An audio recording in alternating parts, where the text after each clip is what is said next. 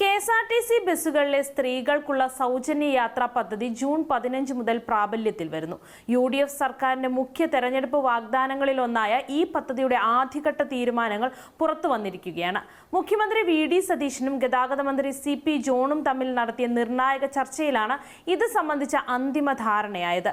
പദ്ധതിയുടെ ആദ്യഘട്ടത്തിൽ ഓർഡിനറി ബസ്സുകളിൽ മാത്രമായിരിക്കും സ്ത്രീകൾക്ക് സൗജന്യ യാത്ര അനുവദിക്കുക.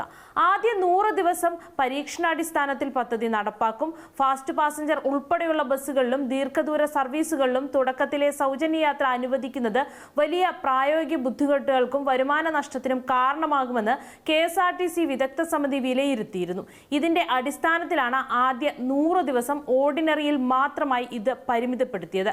ഈ കാലയളവിലെ യാത്രാ രീതികളും ഫലങ്ങളും പഠിച്ച ശേഷം രണ്ടാം ഘട്ടത്തിൽ മറ്റ് ബസ്സുകളിലേക്ക് കൂടി ആനുകൂല്യം വ്യാപിപ്പിക്കുമെന്നാണ് ഇപ്പോൾ അറിയിച്ചിരിക്കുന്നത്.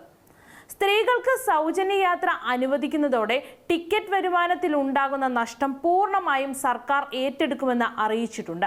ഓർഡിനറി ബസ്സുകളിൽ മാത്രം പദ്ധതി നടപ്പാക്കുമ്പോൾ പ്രതിമാസം ഏകദേശം 57 കോടി രൂപയുടെ അധിക ബാധ്യതയാണ് കെ.എസ്.ആർ.ടി.സി കണക്കാക്കുന്നത്.